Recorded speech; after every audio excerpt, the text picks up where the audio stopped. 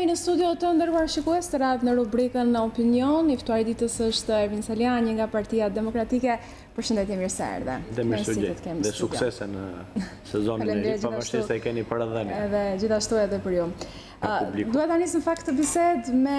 një koment tuaj për sa i përket raportit përfundimtar të OSBE-ODIR-it për zgjedhjet e 30 qershorit. Si e keni lexuar ju këtë raport? Pa diskutim ashtu siç e kanë shkruar dhe siç e lexon çdo shqiptar, që në kuptimin figurativ i vret votimet moniste të Edi Ramës të zhvilluara në datë 30 qershor dhe 30 qershori bie përfundimisht tani më edhe nga organizata, të themi, më specializuar për monitorimin e proceseve zgjedhore, që janë ODIR-i dhe që janë ndërkombëtare. Tashmë zgjedhjet i bie që i njeh vetëm Rama, temruarit e kriminalizuar të Ramës, antarët e Komisionit Qendror në shpërdorim të tyre sipas raportit po të Ramës, apo dhe kolegji zgjedhor i kapur sipas raportit OSBE-ODIR-it apo i trysnuar prej vettingut politik. Kështu që në këtë kuptim të gjitha elementët apo të gjithë gjetjet e raportit OSBE-ODIR-it konfirmojnë atë që ne kemi thënë gjatë gjithë kohës, po më e rëndësishmja është që në nisje të saj i shpall zgjedhjet e palishme. Pra nëse ka palishmëri, ka hetime dhe ka arrestime apo ka çuarje para përgjegjësisë penale. Po pavarësisht kësaj, në një situatë pothuajse absurdi për shkak të insistimit të kryeministrit për të zaptuar në mënyrë të palishme çdo institucion, kemi në raport edhe të gjithë elementet e tjera nëse do të ishin zgjedhje. Po e para është që nuk ka zgjedhje dhe që zgjedhjet janë të palishme. Janë të palishme sepse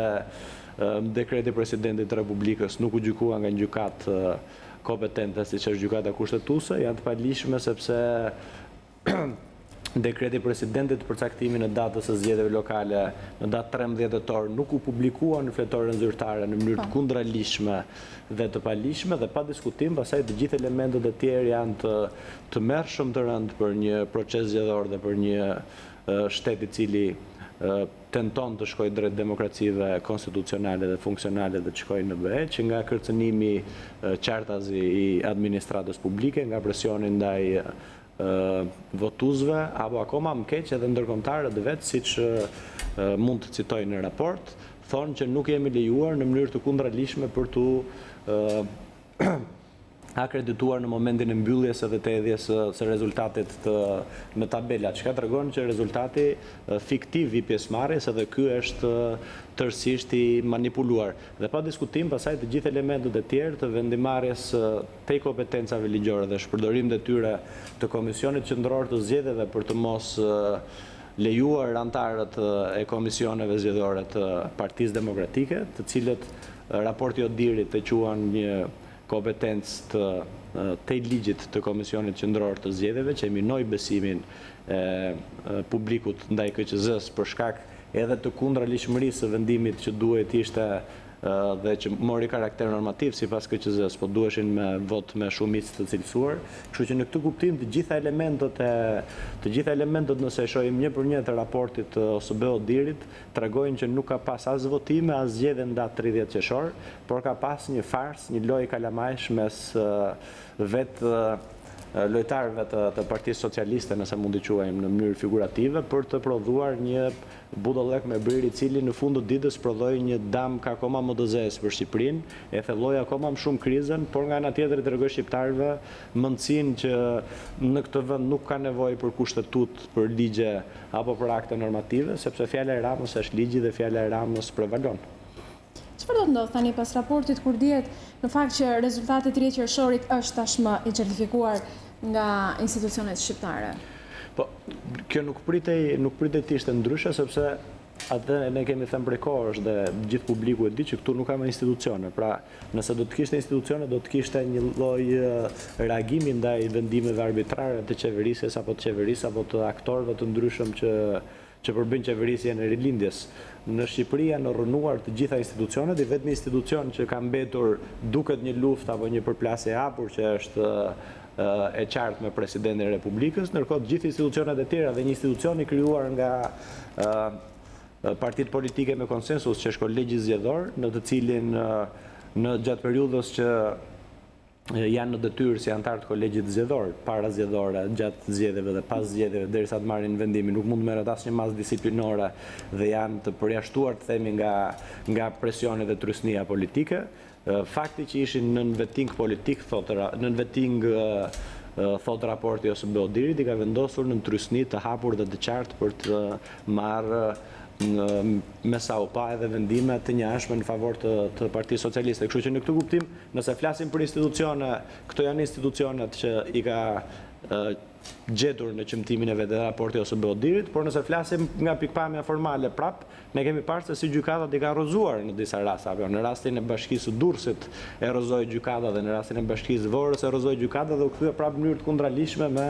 pjesë të tjera të gjyqësorit, prap në mënyrë të kundralishme, prap në mënyrë arbitrare për të marrë çdo pushtet në mënyrë të duke i zaptuar dhe duke i trajtuar qytetarët dhe godinat e institucioneve, se tani ato nuk janë institucione, janë pjesë e partisë shtet, si kur të jenë armik dhe duke u sjellë si pushtues. Kështu që në këtë kuptim vetëm gjë që do të ndodhë mbas raportit dhe që logjikisht të çon dalja e një raporti të tillë, të çon zgjedhjen politike të gjithë situatës dhe në zgjedhjet e parakohshme të përgjithshme parlamentare dhe lokale njëkohësisht. Pa diskutim, jo me këtë qeveri, jo me këtë administratë zgjedhore, se nuk mund të shkohet në zgjedhje me këtë komision që e demonton apo e çmonton plotësisht raporti ose Beodirit, nuk mund të shkohet me këtë qeveri që trysnon, që kërcënon, që vjedh, që i ka kthyer institucionet, i ka bërë plu urehi, dhe shkohet në një zgjidhje politike për të dhënë drejtim krizës politike, por edhe kësaj ngërçit apo këtij ngërçit të madh që kanë qytetarët shqiptar të plot tani më, që po shkon për fat të keq edhe në gjendjen ekonomike, në gjendjen sociale dhe në gjithçka tjetër. Atëherë në këtë pikë çfarë do të bëjë opozita në këtë stin politike? Ju keni thënë që do të riktheheni protestave, si do të jenë këto protesta, si do të jetë strategjia e opozitës? Ne nuk e quajmë rikthim, ne jemi në një strategji. Ne kemi parashikuar gjitha këto që kanë ndodhur edhe që do të ndodhin në ditët në vijim dhe qytetarët do të shohin. Ne jemi në një strategji të vetme, të nisur në 16 shkurt, strategjia për të demontuar dhe për të çmontuar plotësisht dhe për nxjerrë para publikut të gjithë qeverisjen e Ramës dhe pa diskutim për të mos u bërë pjesë e kësaj propagandës që janë të gjithë njësoj. Ne lam pushtet, ne i lam karriget tona, nëse e kthejnë në kuptimin popullor apo figurativ të fjalës, për të ndërtuar apo për të tentuar të ndërtojmë një sistem i cili e kthen qeverisjen tek qytetarët dhe jo tek një grush njerëzish. Kështu që ne do të vazhdojmë aksionin që e kemi vazhduar edhe gjatë gushtit, po në një formë tjetër të kontakteve dhe të shpjegimit situatës ndaj antarësisë tonë në radhë parë, sepse peshën kryesore e mbajnë demokratët, pavarësisht se përfitimin do ta ketë gjithë shoqëria dhe ky është kontributi i madh që jep Partia Demokratike dhe opozita për shoqërinë shqiptare dhe për Shqipërinë. Ne kemi vazhduar gjatë gushtit dhe do ta vazhdojmë dhe në shtator me të njëjtën formë, me të njëjtën mënyrë të rezistencës dhe të protestës, e cila pa diskutim që shumë shpejt do të sjellë zhbllokimin e ngërçit dhe zgjidhjen e krizës në mënyrë politike. Si do të jenë protestat? Protestat do të jenë në varësi të vendimarrjes që do të marrin strukturat e Partisë Demokratike, nëse e sigurt është do të jenë protesta masive, po alternimi i protestave me çdo pjesë tjetër në çdo qytet dhe në çdo zonë, siç ka ndodhur dhe siç po ndodh edhe këto kohë, para 2 ditësh për shembull ka pasur protestë në Korçë të fermerëve dhe të personave të cilët shesin një treg që në mënyrë të kundërlidhshme janë nxjerrë nga tregu për të favorizuar disa oligarkë lokale aty përqitur në mënyrë të kontrolluar. Ne do të jemi kudo me protestat dhe pa diskutim që protestat do të jenë masive dhe e ritheksoj protesta rezistente dhe të papërballueshme në kuptimin e numrit apo të masivitetit tyre. Në moton Ramaj? Pa diskutim, përderisa jemi në të njëjtin aksion dhe të njëjtën strategji, as nuk mund të gjykojmë strategjinë e cila nuk ka përfunduar, por as nuk mund të ndryshojmë strategjinë mes të rrugës. Mirë, flasim pak tani për vizitën e zyrtarit amerikan. Duket në fakt që kishte 2 qëllime, reformën në drejtësi dhe reformën zgjedhore. Çfarë rezultoi edhe nga takimi që zyrtari i lartë amerikan pati me kryetarin tuaj, zotin Basha? Pati një qendrim publik të kryetarit të opozitës, ku ku kishte theksuar në takim për sundimin e ligjit, për vlerësimin e partneritetit strategjik me Shtetet e Bashkuara të Amerikës dhe për vlerësimin apo për mirënjohjen që ka Partia Demokratike për kontributin që japin Shtetet e Bashkuara për të forcuar demokracinë në Shqipëri, shtetin e së drejtës dhe sundimin e ligjit. Por nga gjithë deklarimet edhe takimet që janë parë publike, u pa qartazi që kishte një theks tek reforma zgjedhore, ashtu siç vetë vizitat e zyrtarëve të lartë ndërkombëtar shohin apo tregojnë që ka një kthim të vëmendjes ndërkombëtare dhe të aleatëve më të mëdhenj të Shqipërisë drejt gjendjes në të cilën ndodhet Shqipëria, fakti që theksohet dhe që doli nga takimi me përfaqësues të Partisë Socialiste dhe të institucioneve ishte që i takon qeverisë dhe mazhorancës në këtë rast që të bëj hapa pas. Këtë pash në takimin që kishte me zyrtar të Partisë Socialiste, çka do të thotë që presioni, trysnia apo përgjegjësia tani më është në anën e Partisë Socialiste dhe e keni parë që përveç të tjerash, duket që ka një gjendje jo normale, pranohet tani më që ka një gjendje krize të theksuar dhe të rënd politike në Shqipëri dhe ka dhe një vëmendje të shtuar për të arritur në rrugët e zgjidhjes, që pa diskutim do të vinë shumë shpejt. Besoj që trysnia dhe gjithë vëmendja maksimale që kanë partnerët ndërkombëtar është jo vetëm për të mirëpritur, por është një fat i madh për Shqipërinë për të qenë të sigurt në rrugën drejt Bashkimit Evropian dhe drejt rrugtimit drejt një demokracie të shëndosh dhe funksionale. Cilat ishin këshillat që ai ju dha, juve si opozit dhe ju thatë që theksi u vu tek reforma zgjedhore, a ju këshilloi ai që të merrni pjesë përsa i përket të reformës zgjedhore? Unë nuk mund të komentoj asnjë takim privat, por pa diskutim, apo takim në kuptimin konfidencial, jo privat, se është takim zyrtar, dhe për më tepër që qëndrimet janë publike ato që janë, dhe është e qartë që ka një vëmendje të shtuar. Nuk besoj se dikush vjen për të dhënë këshilla, pa diskutim që ka një vëmendje të shtuar që duket, e ritheksoj, dhe ka një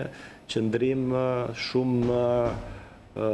themi afër realitetit nga të gjithë strukturat, partnerët apo nga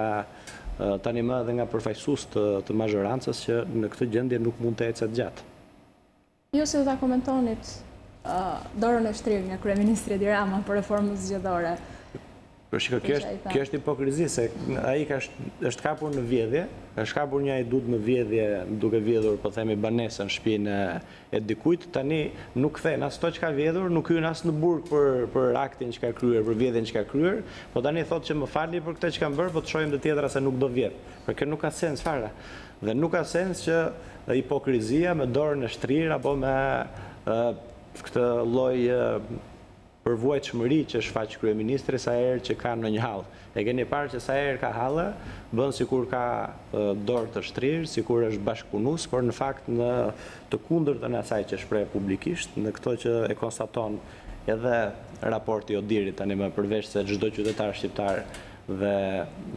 gjithkush që jeton në këtë vend, është që Rama tjetër thot, tjetër bën, që nuk ka institucione dhe që nuk është më problemi tek ligji dhe tek kodi zgjedhor, por është problemi tek zbatueshmëria e tyre. Me Edi Ramën, me kapjen që i ka bërë sistemit Edi Rama, nuk mundet edhe nuk ka në fakt asnjë lloj zgjedhje. Nuk ishte çështje e ligjit, apo jo, mungesës së ligjit, edhe në zgjedhjet që i zhvilloi vet, apo në votimet që i zhvilloi vet. Ishte i gjithë situata e mos zbatimit të ligjit dhe e mos çuarjes para përgjegjësisë penale, ashtu siç edhe raporti Odirit citon që në çdo rast të intimidimit, të kërcënimit të votuesve apo në çdo rast të shkeljes së ligjit nuk pati asnjë lloj procedimi penal nga prokuroria dhe nga institucionet e tjera ligjzbatuese shqiptare. Kështu që çështja e reformës nuk është një çështje tabu, është një çështje që duhet zgjidhur, por pa diskutim që duhet zgjidhur më së pari politikisht që të garantojnë kushtet për zgjedhje të lira dhe të ndeshme me një qeverisje e cila garanton zbatimin e ligjit dhe jo pasjen e një ligji vetëm në letër. Nga ana tjetër, Partia Demokratike ka kontestuar shpesh në fakt reformën në drejtësi. A do ta njohë Partia Demokratike këtë reformë që zbatohet aktualisht? Partia Demokratike në fakt ka përmirësuar gjatë kohës kur është bërë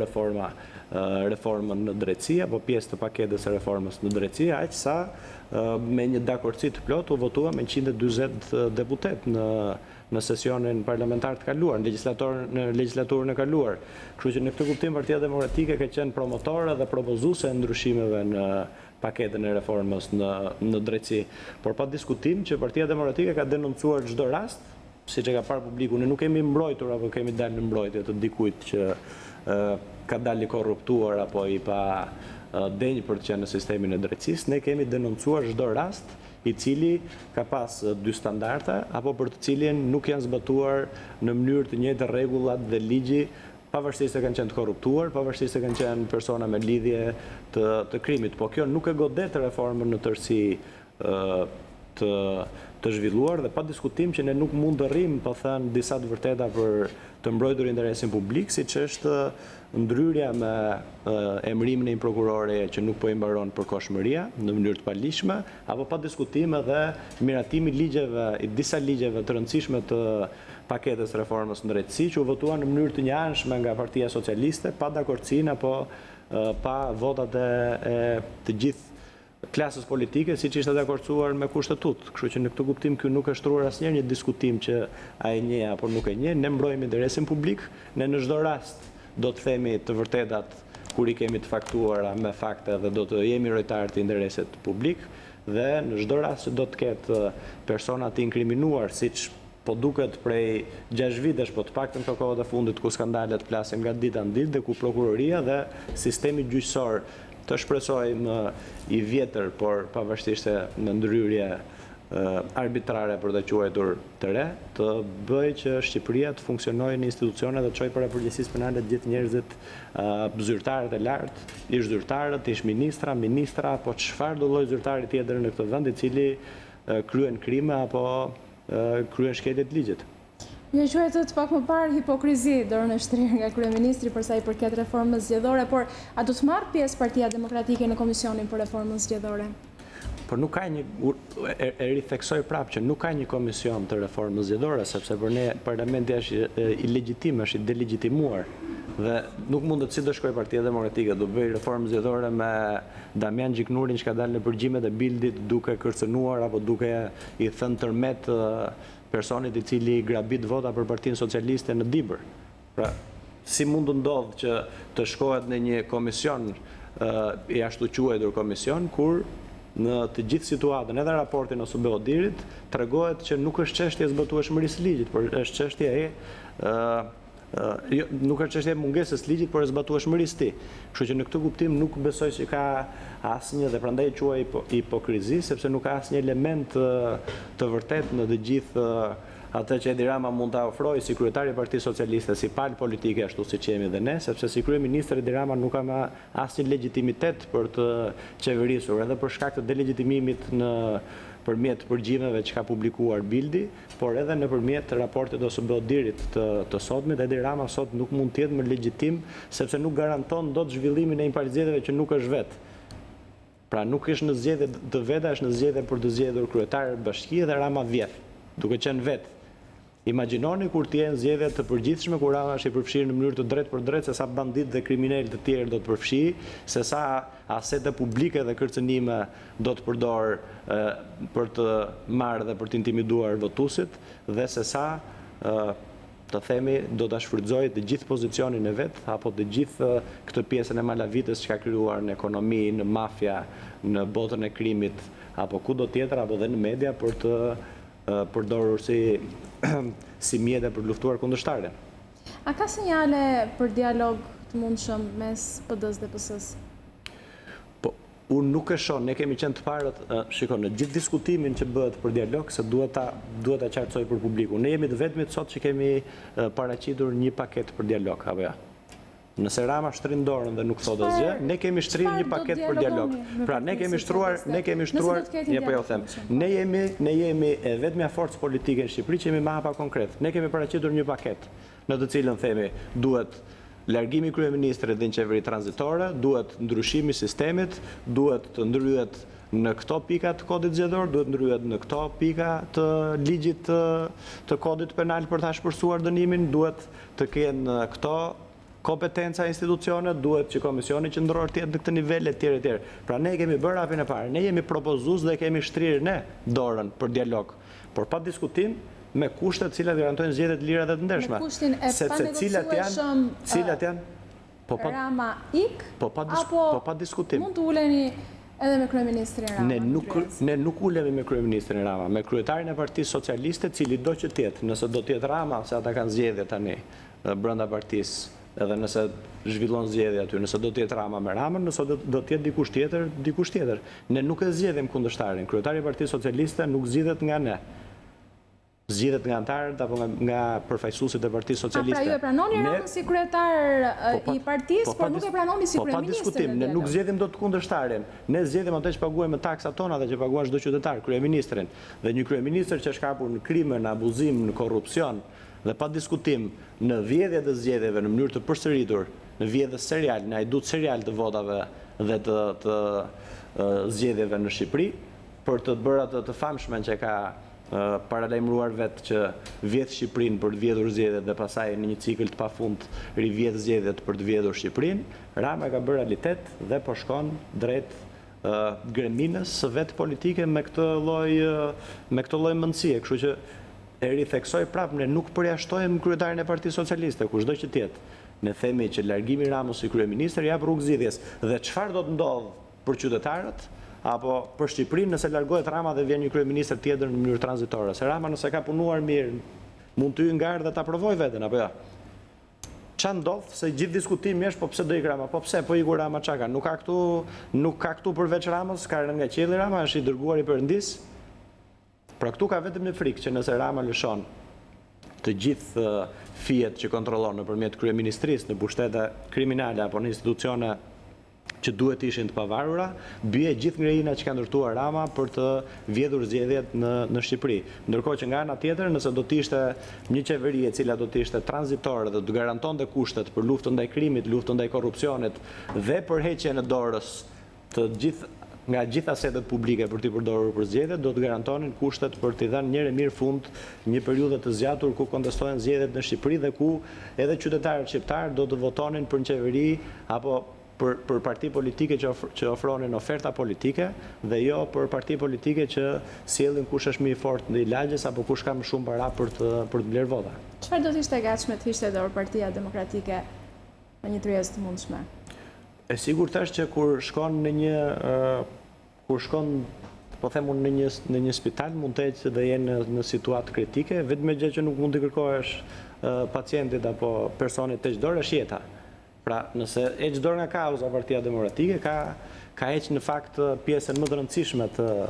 të vetes vetë dhe nuk e di për çfarë duhet të ekzistojë dhe ne nuk mund të heqim dorë nga kauza që janë zgjedhjet e lira dhe të ndershme. Kështu që në këtë kuptim gjithçka tjetër që garanton apo forma të tjera që garantojnë zgjedhje të lira dhe të ndershme, ne jemi të hapur të diskutojmë, por garancia e kësaj vjen me largimin e Ramës dhe me luftën dhe me ndëshkimin e gjithë individëve, personave, zyrtarëve, të cilët kanë kryer krime zgjedhore në të kaluarën apo të cilët kanë kryer korrupsion dhe vjedhje masive që janë kapur nga mediat, që janë denoncuar nga opozita apo që janë kapur nga partnerët ndërkombëtar. Edhe një pyetje të fundit, shkurtimisht sepse jemi në limit të kohës televizive. Nëse kryeministri Edi Rama do të pranonte të shkonit në zgjedhje të parakohshme, ju do të pranoni të hynit në zgjedhje me kryeministrin Edi Ramën? Zgjedhje do të ketë shumë shpejt, ne mundim Ramën në çdo moment që të ketë zgjedhje. Por kur të ketë zgjedhje dhe kur them zgjedhje janë zgjedhje. A shkoni me Edi Ramën në zgjedhje të lira dhe të ndershme. Ne nuk mund të pranojmë, e ritheksoj, ne nuk mund të pranojmë që në Shqipëri të mos ketë zgjedhje të lira dhe të ndershme dhe mundësi për të zgjedhur qytetarët lirisht. Kështu që në këtë kuptim nuk përjashtohet kërkesa jonë për largimin e Ramës për të japur rrugë zgjedhjeve të lira dhe të ndershme, të cilat pa diskutim do të jenë parakohshme dhe shumë para kohës se sa mendojnë shumë njerëz sot. Unë falenderoj që ishe me mua në studio e News 24 në këtë bisedë. Ju falenderoj dhe juve të nderuar shikues që na ndoqët drejt përsi drejti në bisedën e ditës. Do të shkëputemi për pak publicitet, rikthehemi vetëm pas pak me lajmet kryesore të ditës.